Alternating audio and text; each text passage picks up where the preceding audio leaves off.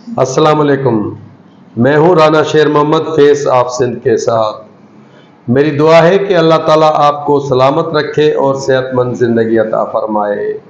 और मुझे उम्मीद है कि आप फेस ऑफ सिंध मेरे इस चैनल को सब्सक्राइब कर लेंगे और मुझे अपनी दुआओं में भी याद रखेंगे।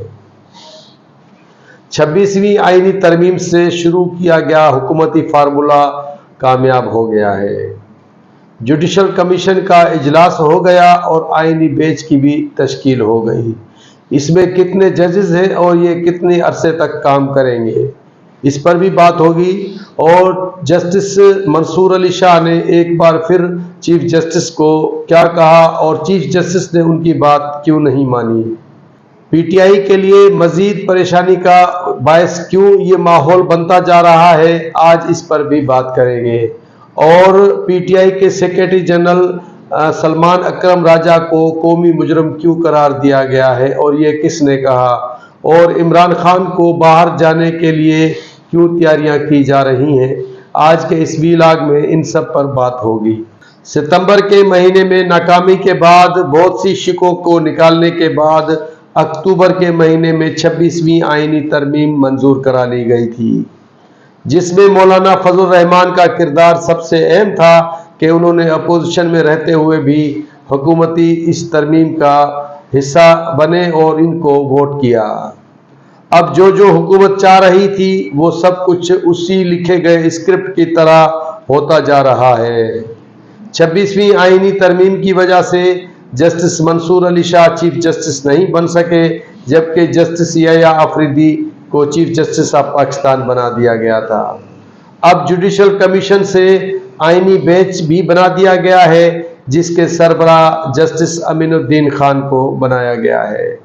और ये ऐसे हो गया है कि जैसे super chief justice supreme court के लिए जस्टिस अमीनुद्दीन को बनाया गया है।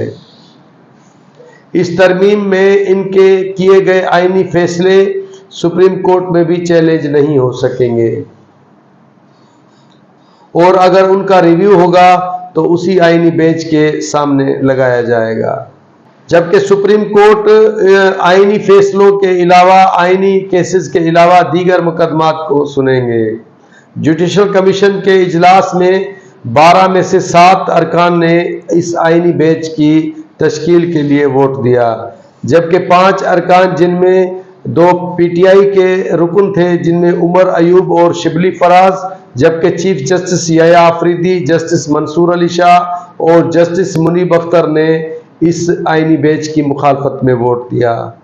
और इस 7 रुकनी आईनी बेंच में सरबरा जस्टिस अमीनुद्दीन खान को बनाया गया है, जबकि दीगर जो 6 जजेस हैं उनमें justice Jamal Mandokhail, justice Mohammad Ali Mazhar, justice Ayesha Malik, justice Syed Hasan Azhar Rizvi, justice Musarrat Hilali और जस्टिस नईम अफगान इस पहले आईनी बेंच में शामिल किए गए हैं।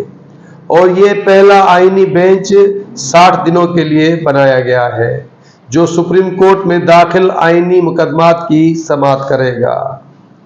जस्टिस मंसूर अली शाह और जस्टिस मुनीब अख्तर ने प्रैक्टिस एंड प्रोसीजर कमेटी का इजलास बुलाकर 26वीं आईनी तरमीम के बारे में फुल कोर्ट में समाअत कराने की कोशिश की, मगर उस कमेटी के इजलास को चीफ जस्टिस याया अफरीदी ने तलब ही नहीं किया, क्योंकि उसी 26वीं आईनी तरमीम की वजह से तो वो चीफ जस्टिस ऑफ पाकिस्तान बने थे। चीफ जस्टिस ने पहला काम जो किया था कि जो जस्टिस मुनीब अख्तर को उस कमेटी से निकाला गया था, तो जस्टिस मंसूर अली शाह के कहने पर उनको दोबारा उसी कमेटी में शामिल कर लिया गया था। और ये एक अच्छा पैगाम दिया गया था चीफ जस्टिस याया अफरीदी की तरफ से।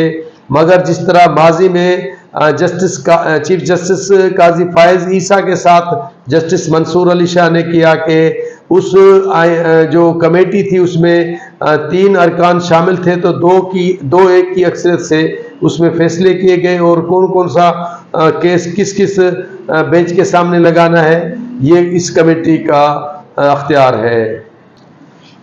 इस कमेटी में जो 26वीं आईनी तरमीम के लिए कोशिश की गई कि इसका इजलास करके और ये फुल कोर्ट के सामने ये मुकदमा रखा जाए, मगर चीफ जस्टिस ने ये बात नहीं मानी और उसके बावजूद जस्टिस मंसूर अली शाह और जस्टिस मुनीब अख्तर ने चीफ जस्टिस ऑफ पाकिस्तान को एक खत लिख डाला। मगर हुकूमत ने जो ये अब एक्ट में तरमीम की है उसमें प्रैक्टिस एंड प्रोसीजर कमेटी का जो तरीक़ेकार है, जो उसके अरकान है, उसमें भी तब्दीली कर दी है कि इस वक्त जो नया कानून बना है कि उसमें प्रैक्टिस एंड प्रोसीजर कमेटी में चीफ जस्टिस ऑफ पाकिस्तान और सीनियर तरीन जज के अलावा जो आईनी बेंच के सरबरा होंगे वो इस कमेटी का हिस्सा होंगे। तो एक बार फिर जस्टिस अमीनुद्दीन खान को इस कमेटी का हिस्सा बनाया गया है। अब जो ये प्रैक्टिस एंड प्रोसीजर कमेटी होगी इसमें चीफ जस्टिस ऑफ पाकिस्तान और आईनी बेंच के सरबरा और एक सीनियर तरीन जज जो सुप्रीम कोर्ट में उस वक्त होंगे वो इस कमेटी में शामिल रहेंगे। अब बात करते हैं कि ये जो अब माहौल बनता जा रहा है ये पीटीआई के लिए कितना परेशानी का बायस होगा। इस मुल्क में कायम सब की सब हुकूमतें अपने आप को मुस्तहकम और मजबूत करने की ख्वाहिशमंद रहती रही हैं और पाकिस्तान की तारीख इन मिसालों से भरी पड़ी है। मगर अब जो इकदाम इस हुकूमत ने उठाए हैं इनसे पीटीआई की परेशानी मजीद बढ़ जाएगी, क्योंकि जो भी आईनी मुकदमात होंगे तो उसको सुनने के लिए वो जजेस नहीं होंगे जो ये इनके मनपसंद जजेस हैं, मगर उसको सुनने के लिए वो आईनी बेंच होगा जिसमें पीटीआई को वहां पर जाना पड़ेगा और पीटीआई जिनको अपना जज समझती है उनको ये इख्तियार ही नहीं होगा, तो परेशानी कम नहीं होगी, परेशानी में इजाफा होता जाएगा। पीटीआई के सेक्रेटरी जनरल सलमान अकरम राजा ने कहा है कि सर्विसेज चीफ जिसमें तीनों फौज के सरबराहान को 3 साल की बजाय अब 5 साल तक उनकी मुद्दत मुलाजमत कर दी गई है उस ओहदे पर, तो उसके बारे में पीटीआई के सेक्रेटरी जनरल सलमान अकरम राजा ने कहा है कि सर्विसेज चीफ की मुद्दत में 3 साल से 5 साल करना मैं समझता हूं कि ये हमारी सर्विसेज का और अफवाज का अंदरूनी मामला है।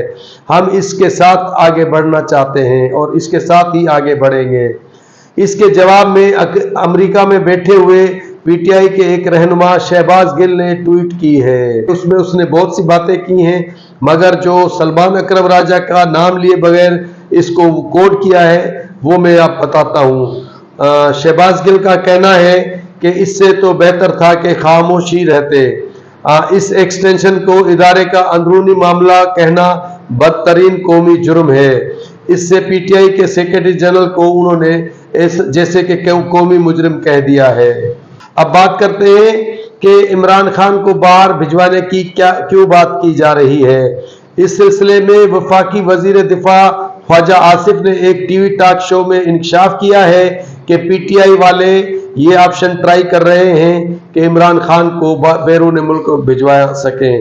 पीटीआई वाले दबाव बढ़वा रहे हैं और डलवा रहे हैं कि इमरान खान को रिहा करके बाहर भेजा जाए। अब ये दावा तो ख्वाजा आसिफ ने की है, मगर इसमें कितनी सच्चाई है इसका तो आने वाले वक्त में ही पता चल जाएगा। मगर लगता ऐसा है कि पीटीआई वाले इसको डिनाई करेंगे, क्योंकि खान साहब के लिए तो आज तक यही कहा गया है कि डट के खड़ा है खान। आज के लिए इतना ही, अगले प्रोग्राम तक दीजिए इजाजत। अल्लाह हाफिज।